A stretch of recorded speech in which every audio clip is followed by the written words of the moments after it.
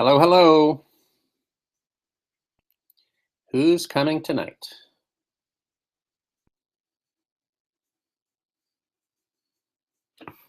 Who's coming tonight? We have a lot to go over. Hello, hello. Haley. Haley. Hey. I think you win the prize for the most Hangout. Hey, that just means I get participation points. Absolutely. Blakely. Sir, how do you do?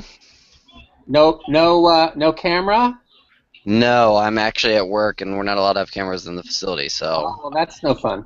Sorry. Miranda is here. Yay, Miranda. At least I got a smile out of her. Hey, Miranda, did we decide when we were meeting? Ooh. Miranda, I can't hear you. Can anyone hear Miranda? No, I can't hear her. Nope. Cannot hear Miranda.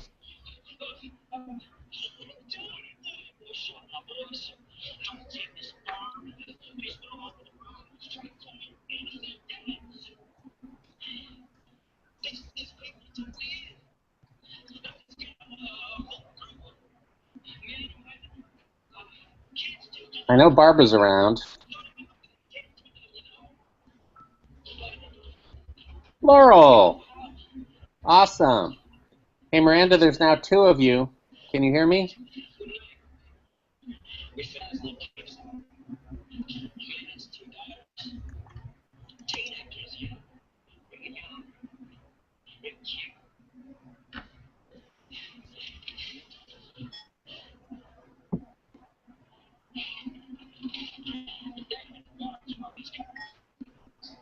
Okay.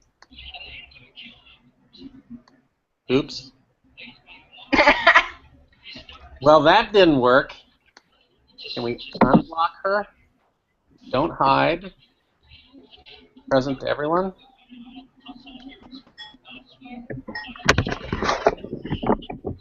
Okay. Yes, she's gone. Hopefully she will come back. No. Barbara is around. She was on Twitter just a few minutes ago. Okay, Blakely, where are you? I'm still here. Oh, I know that. I'm talking to myself. Here you are. So, okay, that's fine. 1 and 2. Let's give Barbara 1 more minute to try to get in here.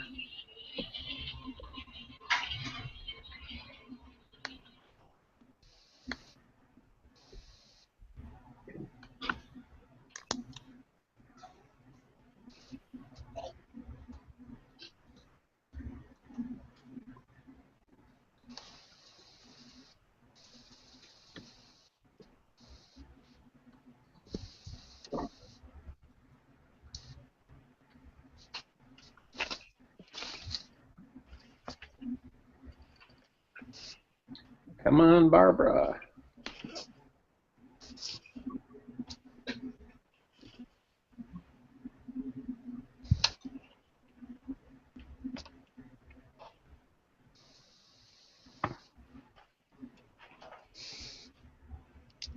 We lost Miranda, too.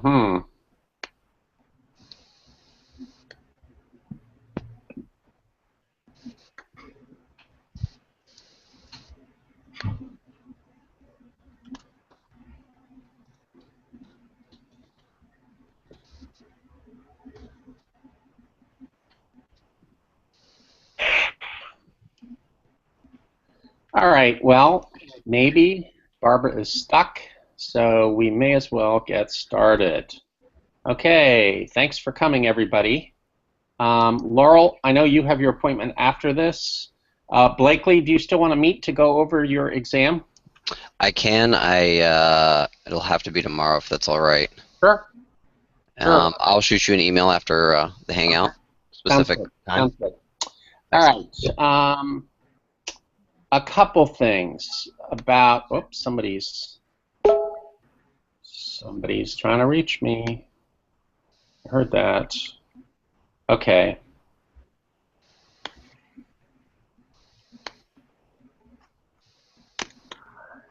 Yeah, Miranda is stuck. All right, let me see if I can fix this really fast with her. And if I can't, yeah, I know. I hear you, Miranda.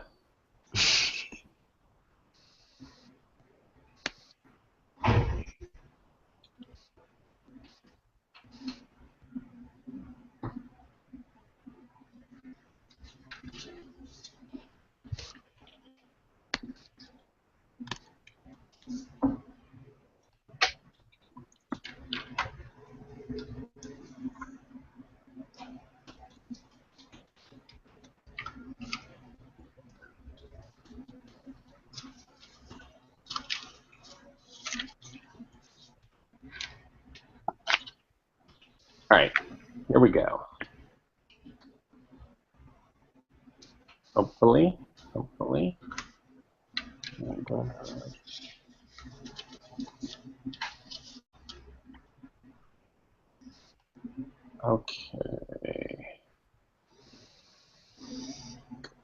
All right. A couple things. First, there we are. Okay. I graded the supply and demand problems, and I will put those grades up on Canvas over the weekend when I'm quote on break unquote. I'm gonna try to get caught up on the grading at that point. So that's one thing that you have to look forward to, or not. Okay. Where's this other thing? All right. I wanted to talk a little bit about where we are and where we are going in the near term. Let me see if I can share my screen with you guys. No? Yes. And this one. All right. Can you see it? Mm-hmm. Okay. We are going to finish up topic 4 on the role of money in the financial system. And then we are going to move into how do you tell the state of the economy. Let's talk a little bit about the role of money, and then we can start talking about the state of the economy. One thing that I wanted you to do is to read the Spectre article if you haven't already. If we go back here and come on, click, thank you, and you go to the Readings tab. It is password protected, but if you use the password, you can get in here. And here is the Spectre article, Capitalizing on Yankee Ingenuity. It's a fairly short article out of the Washington Post. And you definitely should read it because it makes you think hard about what money is and what money isn't. Haley, did you read that article? Yeah, I read it. Is it better than a textbook, worse than a textbook, interesting, terribly? It wasn't bad. It was actually pretty interesting. That's what I thought. And how long did it take you to read? Not even 5 minutes. Okay, so it's a quick read. Check it out. I think you'll enjoy it. Okay, so that's item number 1. Item number 2, this R.A. Radford article, The Economic Organization of a POW Camp, is also really interesting. It's about 10 pages long. It's a very famous article in economics, and it speaks to both how markets work and also what is money and how does money work. So you'll get a lot out of that article by reading it, as well as the Spectre article, but the Radford article is going to take a little more time because it is 10 pages long. If you read those things and you have specific questions, put them up on Twitter, and I'll be happy to discuss them with you. Okay, does that make sense? Mm-hmm. Okay, moving right along, going back to the course outline. Where are we? Okay.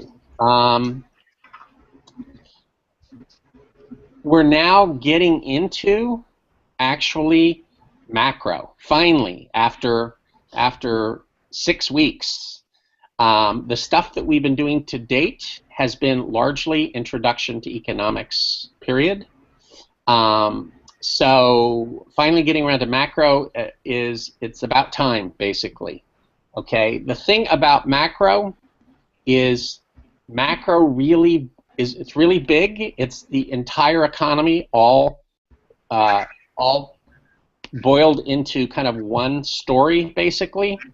It's incredibly complex, and so what we do is we try to simplify it to make it understandable. Okay, macro is all the production, all the consumption, and all the buying and selling that goes on in the entire economy. Okay, the way we're gonna simplify, excuse me, is we're gonna focus on. Now let me see if I can get you guys back now. Is that did my screen go away? Is it back to the talking head? Yes. Mm-hmm. Okay, good. Hey, Laurel smiled. Finally, I've been working on that for a while. Okay. So what we're going to do is we're going to focus on 3 big markets. Okay. The first market is the product market. That's the market for goods and services. Okay. That's what we're going to spend the most of our time on. Then we're going to talk about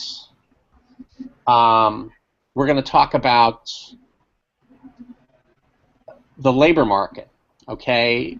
And the reason why we're going to talk about the labor market is that's us, right? We are people who are either currently working or going to be working, and so we want to know what creates jobs and what causes unemployment and things like that. Okay, so we're going to spend a fair amount of time talking about the labor market. And then finally, the last one that we're going to talk about is financial markets, because financial markets influence both the product markets and also labor markets. Okay, so that's kind of going to be the frame that we're going to use for the rest of the semester. Okay, now macro boils down to 3 basic questions. Okay, the first question is what determines the level of economic activity? Okay, what determines GDP? What determines how many jobs there are? What determines how much buying and selling takes place? What determines business sales and profitability? Those are all basically the same question. Okay, so that's question number 1. Question number 2 is similar. It's what causes changes in the level of economic activity. In other words, what causes the economy to speed up or slow down? Okay? Really, really important questions. And then the last question, the last key question in macro is what can government do to influence the pace of the economy? In other words, if the economy is running too slow, to what extent can government speed it up? If the economy is running too fast, to what extent can the economy slow it down?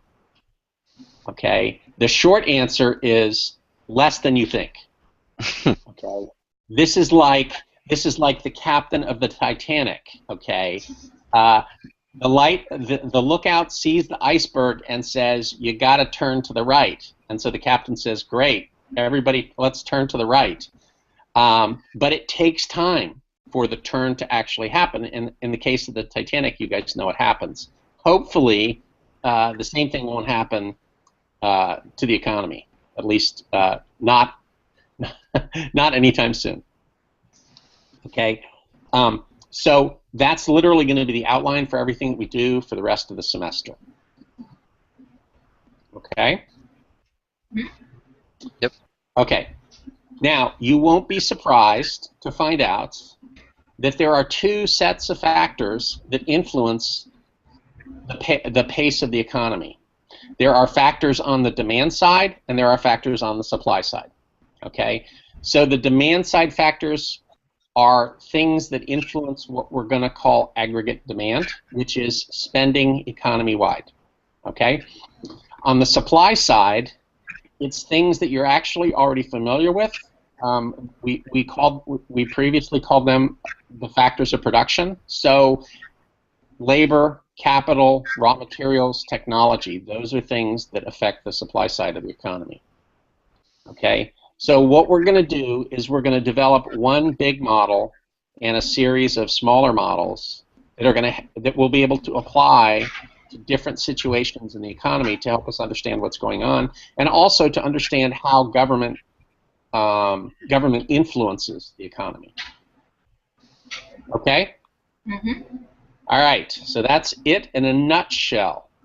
Anybody have any questions?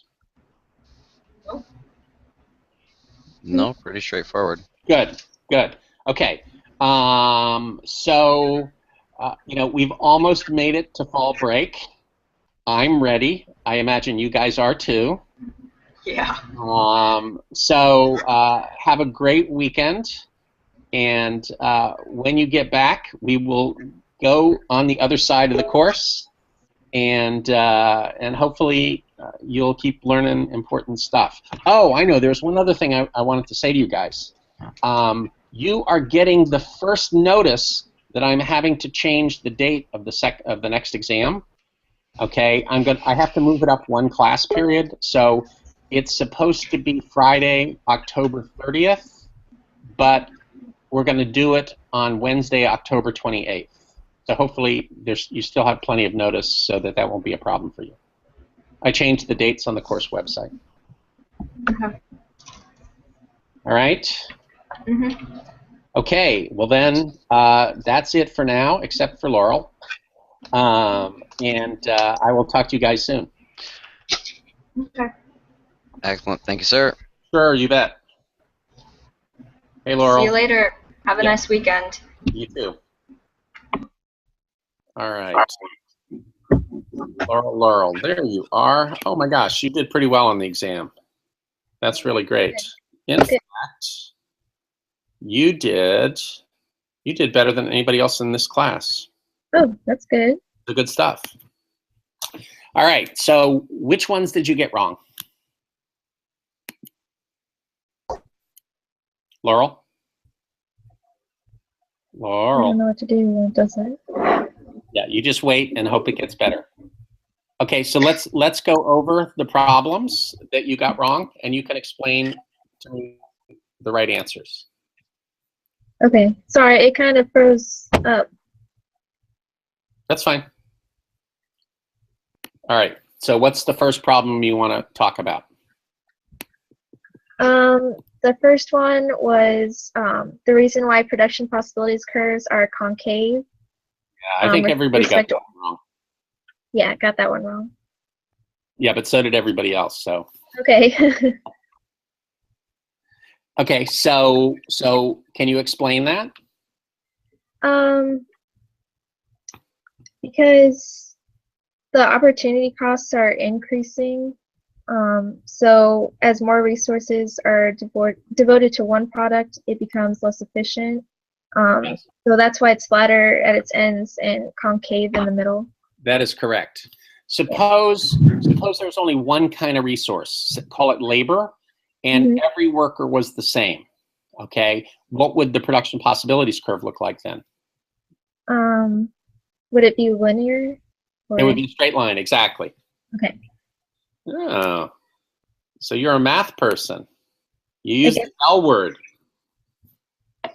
And I don't mean line, so good stuff. All right. All right. So what's the next one? If businesses expect the price of their product to rise in the future, the result should be, and the right answer is a decrease in supply now of the product. Yeah. And that's because as price increases, the demand for the product decreases. So businesses will decrease supply now. Would that be right? Sort of. Let me walk you through it. Okay. You're a business.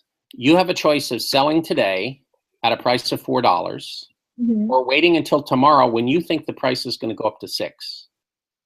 Which would you prefer? I guess when it goes up to 6. Right. So what that means is instead of selling today, you're going to hold back your output. You're going to reduce your supply for sale, and you're going to wait until tomorrow and hope that the price goes up. Oh, okay. All right. That makes sense. Yeah, I thought so. Okay. And the other one was, which of the following is a positive statement?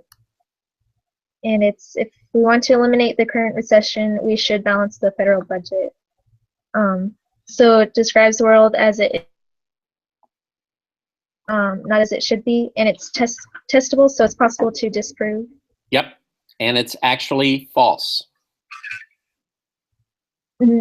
So I threw that in there just as a wrinkle. Something that's false is testable. It is. So, okay. Next. Okay, last one. Most economies today are best described as mixed economies. And, well, because it allows